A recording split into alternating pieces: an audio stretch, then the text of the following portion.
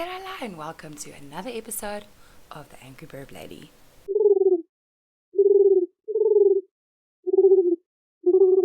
Please consider hitting that subscribe button to help me get to 500 subscribers, but my first goal would be 100.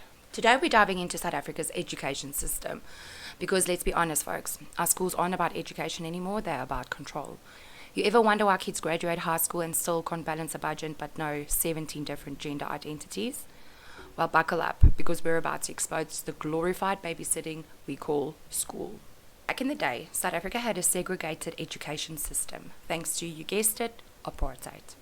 The Bantu Education Act of 1953 basically ensured that black children received an inferior education to keep them as laborers while white kids got all the resources. Fast forward to the 90s, apartheid is gone, and now we have one unified system. But here's the kicker. Everyone is getting a bad education now. So standardized curriculum, low teacher training, and a school system that produces students who can barely think for themselves. Talk about equality.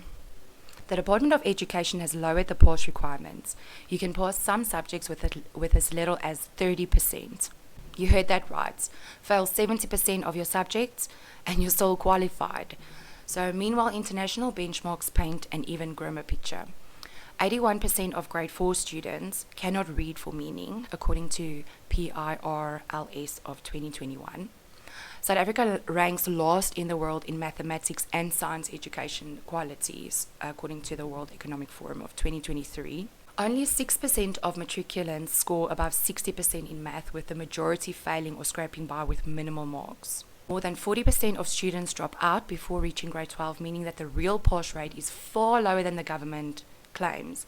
But hey, at least they know about climate change, right? Let's talk about the bullying epidemic. In South Africa, the prevalence of bullying and violence in schools has reached alarming levels, with numerous incidents highlighting the severity of the issue. In May 2024, an 11-year-old learner from WSM, My Lord Clare Primary School in Brandford, was fatally stabbed by a 9-year-old from Monamondi Primary School. The attack occurred in full view of other students, underscoring the urgent need for effective interventions. More recently, in February 2025, a pupil in Cape Town was stabbed amid community outcry over a shocking grade 8 bullying incident. This effect has intensified calls for immediate action to address the escalating violence in our schools. These tragic events are not isolated. They reflect a growing culture of bullying and violence that jeopardizes the safety and well-being of our children. The lack of effective intervention and support systems in schools often leave victims vulnerable and without recourse. For my son, the threat of such violence was a significant factor in my decision to homeschool. The persistent bullying he endured, coupled with the school's inability to provide a safe environment, made it clear that his well-being could not be guaranteed within the traditional school system.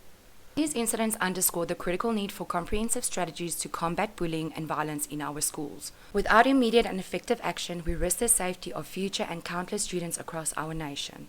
It is imperative that we, as a society and parents, prioritize the implementation of robust anti-bullying policies, provide adequate support for victims, and foster a culture of respect and empathy within our educational institutions. Only then can we hope to create a safe and nurturing environment conducive to learning and personal growth.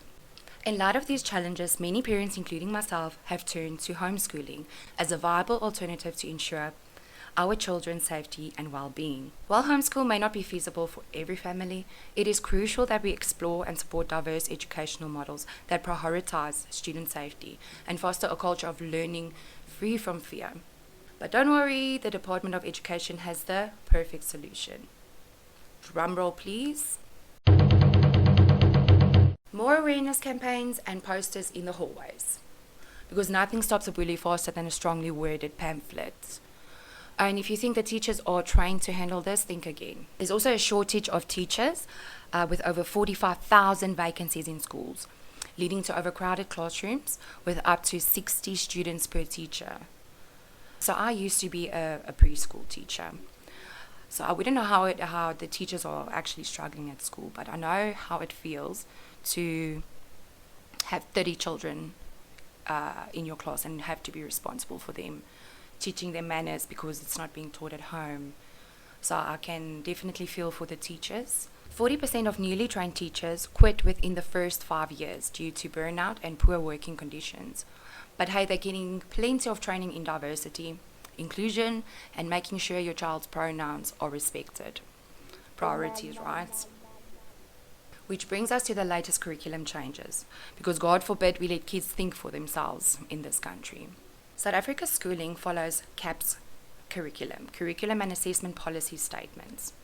A rigid one-size-fits-all curriculum that turns students into obedient little test takers instead of problem solvers. Critical thinking, independent thoughts, that's dangerous, darling. Stick to memorizing what the government says is important. Meanwhile, teachers has their hands tied. So teachers are also complaining that they are spending 20% of their time on unnecessary paperwork instead of classroom instructions, because obviously forms and compliance are more important than actual education for our kids. And now let's talk about what's sneaking into the classrooms under the name of progress. So primary school students are now being taught about gender identity as early as grade 1. Sex education curricula has been updated to include LGBTQ topics, but practical life skills like budgeting, taxes, and entrepreneurship remain largely ignored. Mental health disorders in students have skyrocketed, with suicide rates among teens doubling in the past decade. Oh, and if parents dare to question any of this, well then you're labelled a bigot. Let's not forget that 63% of South African youth are unemployed. But sure, let's keep prioritizing ideology over employable skills, because that's what will really set these kids up for success. Now the latest disaster, the Basic Education Laws Amendment, BALA Bill. The bill strips governing bodies of the power to decide on a school language policy, meaning schools that traditionally teach in Afrikaans could be forced to switch to English to meet government inclusivity targets. Parents, their opinions no longer matter, the state knows best.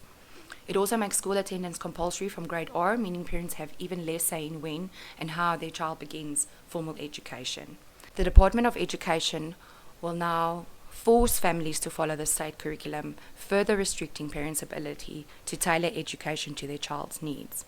Because nothing screams free society like the government micromanaging what language kids are allowed to learn in. Where does this leave us? A school system that fails students academically, mentally, and socially, while making sure they can regurgitate politically correct talking points on command, and they call that progress. And this, my friends, is exactly why I homeschool, because I refuse to let my child be another factory product of a broken education system.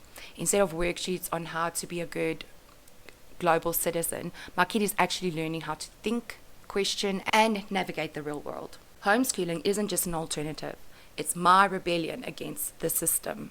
Studies show that on average, homeschool students score 15 to 30 percentile points higher on standardized tests than those in traditional schools.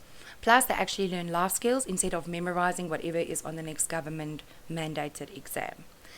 Well, if you think that I am insane, well, congratulations, you are still capable of some critical thinking. That's all for today, folks. If you like this episode, don't forget to subscribe, share, and maybe send your local school a strongly worded letter. Stay loud, stay angry, and keep questioning everything. Until next time, this is the Angry Bird Lady signing off.